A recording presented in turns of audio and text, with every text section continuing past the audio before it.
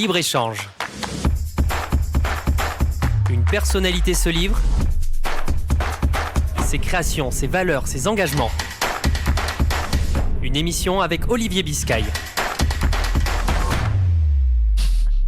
Bonsoir à toutes et à tous, bienvenue sur Radio Aviva, bienvenue sur Libre-Échange, une émission en partenariat avec Midi Libre, une émission exceptionnelle ce soir, exceptionnelle d'abord parce que je ne suis pas seul dans ce studio et nous ne sommes pas deux comme d'habitude, nous sommes quatre dans ce studio. Je vais vous présenter dans quelques instants mes invités. Jean Golgevit, bonsoir. Bonsoir.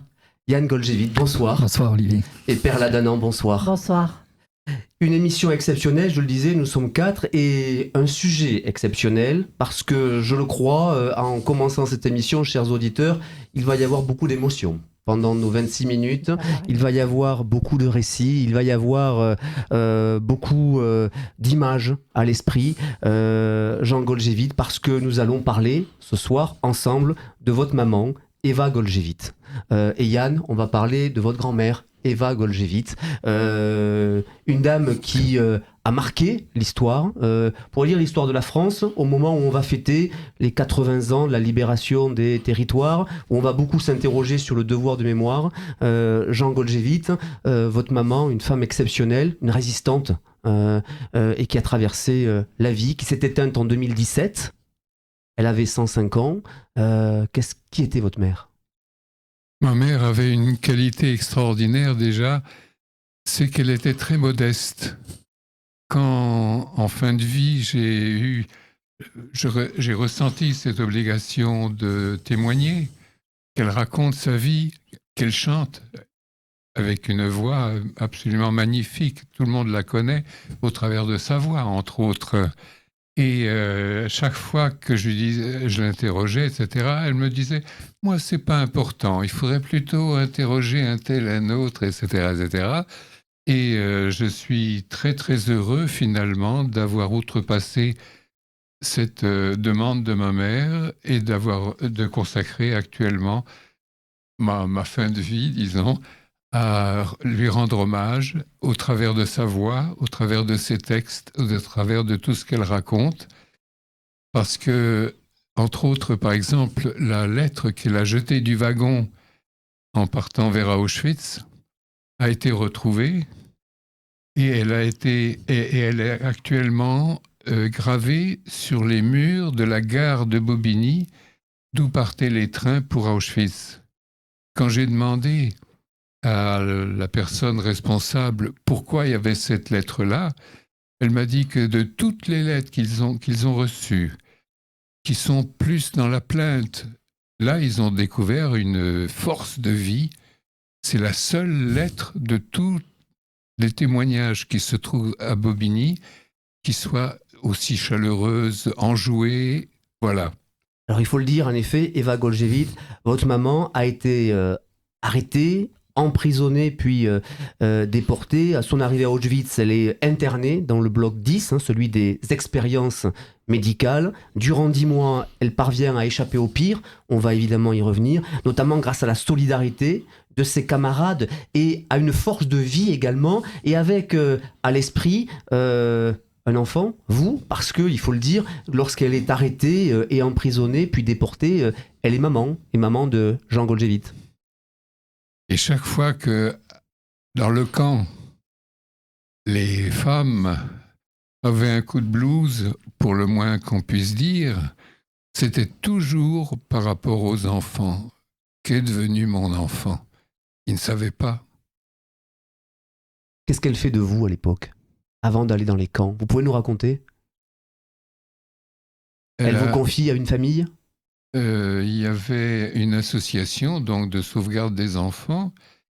Au début, on pouvait me suivre à la trace, mais dès que je me trouvais dans un endroit qui était dangereux, les paysans chez qui j'étais hébergé, sauvés, m'envoyaient plus loin. Et c'est comme ça que je suis devenu un enfant caché, parce qu'on ne savait pas où j'étais. Elle va donc vous confier à une famille, en effet, pour vous sauver, évidemment, puisqu'elle sait que en étant arrêtée, emprisonnée, déportée, il faut dire qu'elle est transférée à Birkenau, hein, Oui. puis au camp annexe à Raxco. Elle survivra à 3 marches de la mort, hein, qui la mèneront au camp de Ravensbrück et de Malchow. Et pendant tout ce temps, vous êtes caché, protégé par des familles qui vont en effet vous sauver. Et tout au long de cette période, votre maman va chanter pour vous. Et tout le groupe, elles étaient 11 femmes, toutes faisant partie de la chorale populaire juive à l'époque, qui sont restées soudées. Et chaque fois que quelqu'un n'était pas vraiment en forme, c'était facile d'ailleurs d'être plutôt dans la douleur, à chaque fois, elles chantaient. Et pour toutes les autres déportées, on les avait appelées die Jiddische Kolonie, la colonie juive. Et les autres femmes disaient, la colonie juive, chantez-nous quelque chose. Et elles chantaient. Et elle avait un répertoire absolument extraordinaire. Quand elle est sortie des camps, parce qu'elle est sortie des camps, sa première décision, sa première action, en tout cas sa mission, c'était de vous retrouver. Absolument. Absolument. Comment ça s'est passé? Elle vous a raconté, puis vous le racontez évidemment dans ce livre, mais comment ça s'est passé, ces retrouvailles? Comment elle a réussi à vous retrouver? C'est pas elle qui m'a retrouvé, c'est sa sœur, Guta. Il se trouve que les autres enfants de la famille ont tous été tués, assassinés. Et Guta s'est dit que pour que mes grands-parents aient encore de la joie de vivre, il fallait qu'elle retrouve le fils de sa sœur.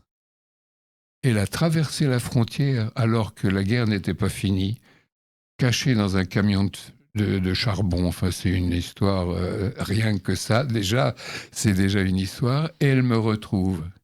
Moi, j'étais dans cette famille. La porte s'ouvre un matin.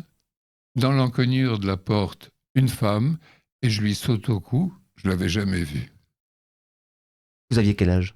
J'avais 7 ans. 7 ans. Vous n'aviez jamais vu votre mère, évidemment. En tout cas, vous ne l'aviez pas vue depuis des années. Vous l'aviez pas vue depuis des années. Voilà. Et c'est le fait que j'ai sauté au cou de cette femme qui ont fait que la famille qui m'avait sauvé, qui s'était attachée à moi, ne serait-ce que parce qu'ils avaient eu une fille qui était décédée rapidement, très tôt. Donc, ils avaient reporté donc leur amour sur moi et ils se sont dit, mais si on laisse partir cet enfant avec une inconnue, si ses parents reviennent, qu'est-ce qu'on va leur dire? Et c'est le fait que je lui ai sauté au cou qui a fait dire à cette famille, allez, on vous le laisse. Mais ça a été un déchirement. Ouais. Et moi, je ne savais pas, je savais rien. Le seul souvenir que j'avais, c'est celui de ma mère. Quand je les ai retrouvés, c'était en Belgique, parce que Guta m'avait tout de suite, dès que la famille là, qui habitait mon Saint-Père, a dit d'accord, Guta m'a pris par la main, vite, et on est parti comme ça, avant qu'il ne change d'avis. Et mes grands-parents avaient passé la guerre. C'est le journal d'Anne Frank, en fait, caché dans un grenier. Et elle et son frère, qui a été aussi déporté, se sont arrangés pour cacher à leurs parents, donc à mes grands-parents, qu'il y a eu des assassinats, etc. Donc la presse, il l'a caché, enfin bref. Et donc j'arrive chez mes grands-parents. Il y a plein de choses qui se bousculent en ce moment. Je ne sais pas si ça va passer à l'antenne, mais ma tante me retrouve. On arrive à Bruxelles. La guerre n'était pas finie.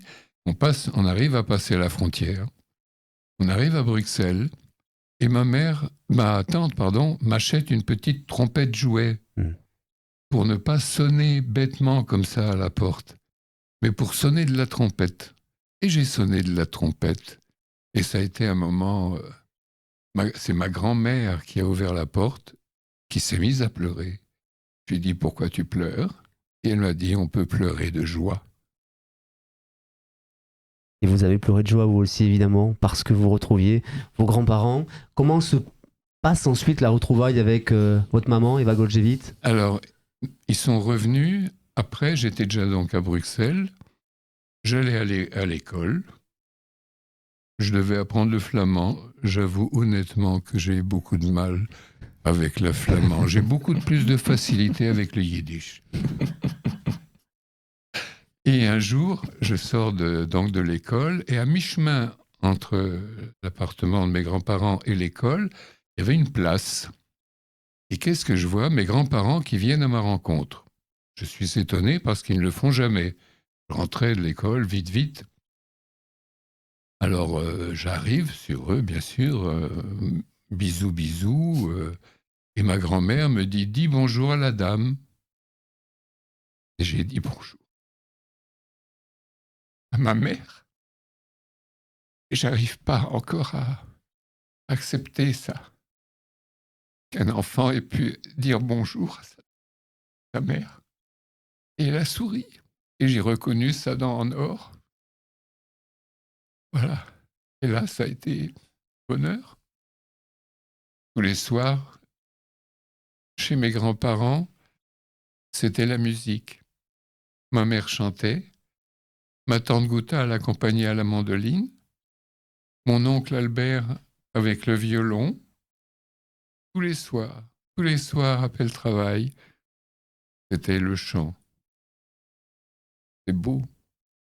On n'imaginait pas, je peux vous dire, qu'un jour, ça changerait. Vous vous rendez compte, ce serait drôlement bien si aujourd'hui, les familles se retrouvaient pour chanter le soir.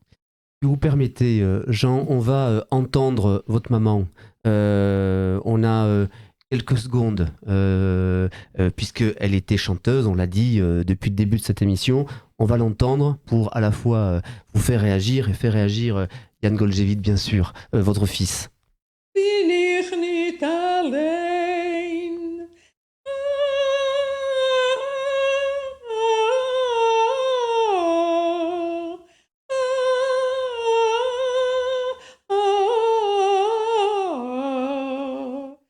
Jan Goldjevit, vous êtes le fils de Jean Goldjevit, le petit-fils d'Eva Goldjevit. Je vous ai vu évidemment dans ce studio soutenir votre papa pendant qu'il nous racontait avec beaucoup d'émotion, bien sûr, et on l'entend à ce micro, ces retrouvailles extraordinaires. Vous avez bien connu Eva Goldjevit. Quand vous entendez votre papa, qu'est-ce que ça vous inspire ? Beaucoup d'émotions parce que, évidemment, c'est une période qui est très compliquée malgré tout. Et donc, c'est vrai que j'ai eu de la chance quand j'étais, parce que j'ai fait mes études de chant à la maîtrise à Paris, que j'ai été donc élevé par mes grands-parents, par Eva Eichheim pendant un temps. Et j'ai été très admiratif de la vie qu'elle avait. Une vie incroyable, c'est-à-dire que c'était quelqu'un qui avait une énergie, une vivacité, une tolérance aux choses. Elle me racontait ce qui s'est passé. Moi, elle m'a fait découvrir la communauté juive à Paris, et elle me racontait oui, bien sûr, et elle me racontait exactement ce qui s'est passé dans les camps. Et en fait, ce que j'admirais, c'est sa solidarité avec les autres, et c'est extraordinaire. Je trouve que c'est une leçon de vie, une force de vie de ce qu'elle a vécu. Comme dit papa, c'est 3 marches de la mort, c'est d'être solidaire avec ces femmes dans le bloc. Et je trouve que l'image qui moi est tellement forte, et c'est pour ça que je rejoins, c'est beaucoup d'émotions pour nous, c'est que elle a tenu parce qu'elle voulait retrouver papa. Elle a tenu parce qu'elle veut retrouver son fils, qui était pour elle, c'était sa raison de vivre. Mais en même temps, elle avait cette incroyable, comme dit papa, c'est tout ça rejoint la musique. C'est-à-dire que elle chantait Elle composait, elle a écrit dans les camps, elle a composé dans les camps pour donner de la force à ces femmes, pour donner de l'énergie à ces femmes, alors que elle vivait l'horreur. Et moi, je trouve que c'est extraordinaire. C'est un moment pour. Voilà. Perla. Je lui avais demandé comment avez-vous eu l'énergie de chanter chez Mengele. Et elle m'a dit, je chantais parce que je savais que mon fils sentait que je chantais pour lui. Quelle énergie, quelle force. Jean Goljevit, vous avez grandi, évidemment, et puis j'imagine que vous avez évoqué avec votre maman cette période-là, la période des camps qu'elle a traversée, la période des retrouvailles. Est-ce que vous avez vécu toute votre enfance, votre adolescence, votre démarrage de vie d'adulte avec ces images-là? Comment on vit avec ça? Parce qu'on est séparé de sa maman, et puis sa maman qui vit dans des camps. Comment vous avez traversé ça? Est-ce que vous en parliez avec Eva Goljevit? Encore maintenant, il y a des nuits où je ne fais pas de cauchemars. Mais pendant des années, toutes les nuits. Quand je suis arrivé au lycée, un camarade de classe, je le vois rire. Je l'ai attrapé par le bout du cou en lui disant « Mais comment tu peux rire alors qu'on était en guerre il y a quelques mois ?» Et je me suis rendu compte, bien après, qu'en fait, j'aurais bien aimé pouvoir rire. Mais je ne savais pas. C'est un camarade de classe qui m'a appris à rire. Je ne savais pas rire, je ne savais pas. Et ce camarade de classe qui m'a appris à rire, parce que j'étais admiratif, c'était Roland Topor. Vous êtes retourné à Saint-Père? Vous êtes retourné Oui. Comment ça s'est passé? Oh, superbement bien. Tout le monde se rappelait, tout le village se rappelait du petit Jeannot qui courait de l'école à la maison, aller et retour. Je courais pour ne pas être vu, puisque ma vie était un danger permanent. J'ai eu une émotion extraordinaire la dernière fois. J'ai passé une journée avec les enfants qui ont eu, il faut dire la chance ou quoi, de voir le visage du nom qui se trouve sur la plaque de l'école. Et à un moment donné, en parlant avec les enfants, je me suis rapproché de la fenêtre. J'ai eu un choc. Je m'étais jamais rapproché d'une fenêtre. Je découvrais ce qu'il y avait de l'autre côté. Mais un choc terrible, terrible. Vous en parliez beaucoup avec votre maman de cette vie, des camps, de cette séparation? Ma mère n'a pas arrêté de témoigner et témoigner. Et chaque fois que j'entendais, oui, mais les Juifs, après la guerre, ils n'osaient pas parler, on ne les croyait pas, etc. Moi, c'est pas du tout l'environnement que j'ai eu. Parce que les anciennes du camp se retrouvaient chez mes parents. Et j'entendais tout ce qu'elles avaient vécu. J'ai vécu a posteriori, dans l'imaginaire, bien sûr.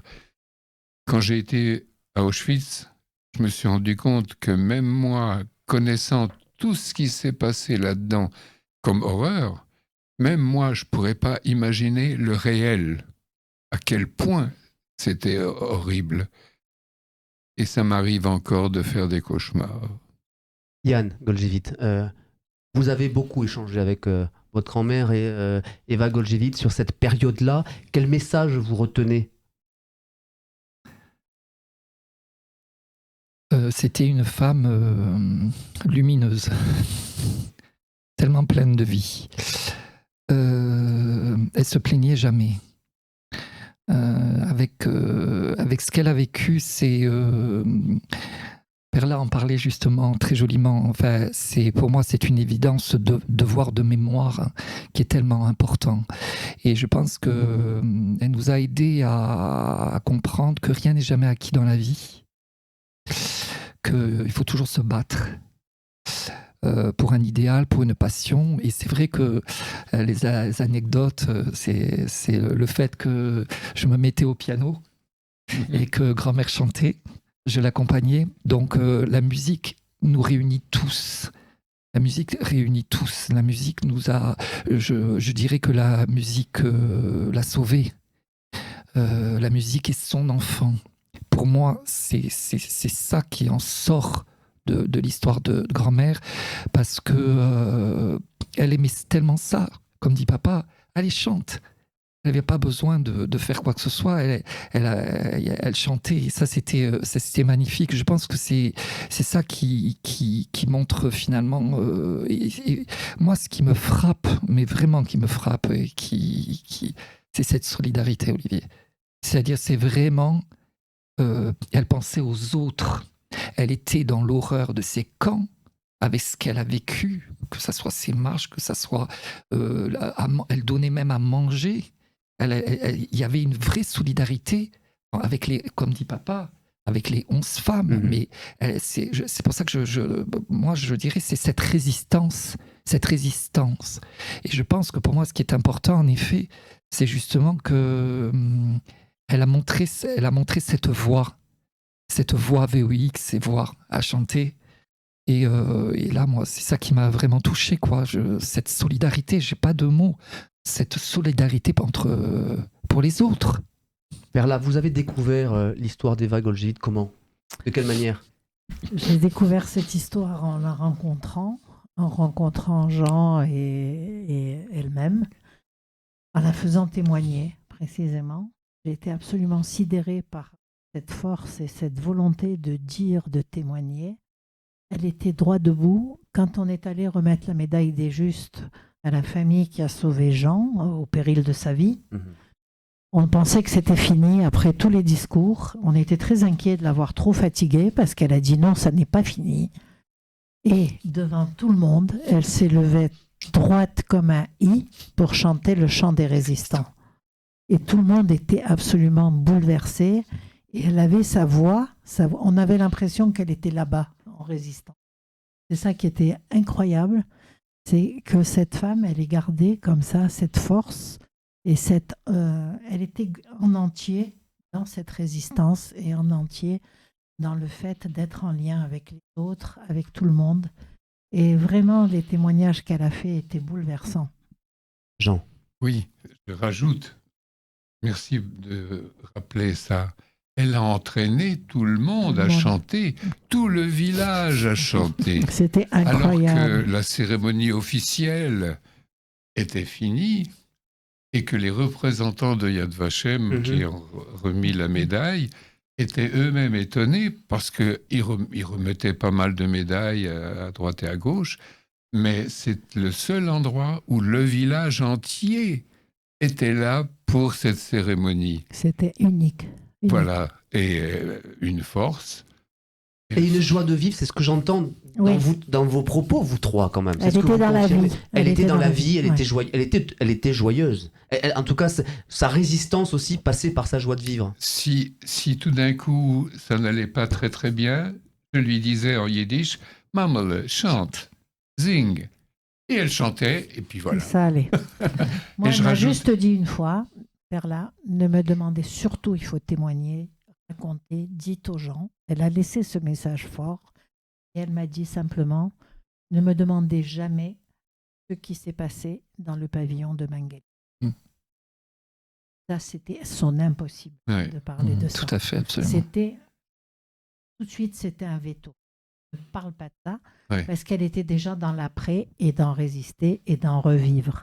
C'est ça qui est extraordinaire, parce qu'elle aurait pu rester dans la plainte. Il m'est arrivé ça et ça et ça. Non, elle était dans la vie. Le devoir de mémoire passe aussi par les écrits, par les chants. On a entendu tout à l'heure Eva Golgitt, et puis les livres, on voit bien, et on voit bien que c'est ce qu'on fait aujourd'hui aussi, et ce que vous faites beaucoup, Perla, c'est-à-dire que pour faire vivre le devoir de mémoire, il faut aussi qu'on ait des figures auxquelles on peut se rattacher. Eva Golgitt en était une. Le pire qui puisse exister, c'est que ça devienne abstrait, une ligne dans un livre d'histoire, et on ne comprend pas qu'il y a eu des gens qui ont souffert, des gens qui ont vécu ça, des gens qui ont pu rebondir, d'autres qui ne sont jamais revenus. des branches qui ont été coupées, des branches entières de feuilles. Et dans ce devoir de mémoire, ce qui est important pour les jeunes générations, c'est de comprendre que ça a touché des gens comme eux, et de façon aléatoire, et de rester gardien de son frère. Je voudrais rajouter concernant ma mère Oui, Jean. quelque chose d'extraordinaire. Je ne l'ai pas vu ailleurs. Tout son groupe ont été pris dans un coup de filet sur dénonciation. La réaction logique, ce serait de tuer ce type, etc. Ma mère m'a dit, tout le monde n'avait pas la même force. Elle excusait, en fait, celui, et tout le monde le connaît, hein, celui qui a dénoncé. Ouais. On connaît son nom et C'est tout. ça, Hein. c'est c'est ça. ça. Et elle me disait, Elle comprenait. elle comprenait, et en disant, tout le monde n'est pas à égalité devant la torture. Il nous reste une petite minute. Yann, est-ce que je peux vous demander de nous lire un texte qui est très court? C'est celui écrit par Eva Goljevic en avril 2000. Il clôturera notre émission autour d'Eva Goljevic, de Jean et de Yann Goljevic. Quand je partirai pour toujours, ne pleurez pas, mes fils, ne pleurez pas. Vous m'avez donné la bonté, la joie, apaisé ma peine parfois. Maintenant ma vie, elle s'arrête. C'est sa loi. J'espère que vous serez présents jusqu'à mes derniers moments, jusqu'à ne plus souffrir, jusqu'au néant. Le souvenir de moi est lié avec celui de votre père, son grand amour. Nous sommes au mois d'avril 2000. Je me dépêche pas, mais je sais, ça viendra. Ne pleurez pas, mes fils. Ne pleurez pas. Eva Goljevic, avril 2000. Merci beaucoup Yann, merci beaucoup Jean. Perla, un petit mot pour dire que tout au long de ce mois de juin, on va évidemment aussi rendre hommage à ces figures. On va rendre hommage constamment à ces figures de résistants, de justes, d'enfants cachés. Il est important de rappeler que c'était des gens comme tout le monde qui ont choisi de rester droits dans leurs bottes et qui ont choisi de lutter.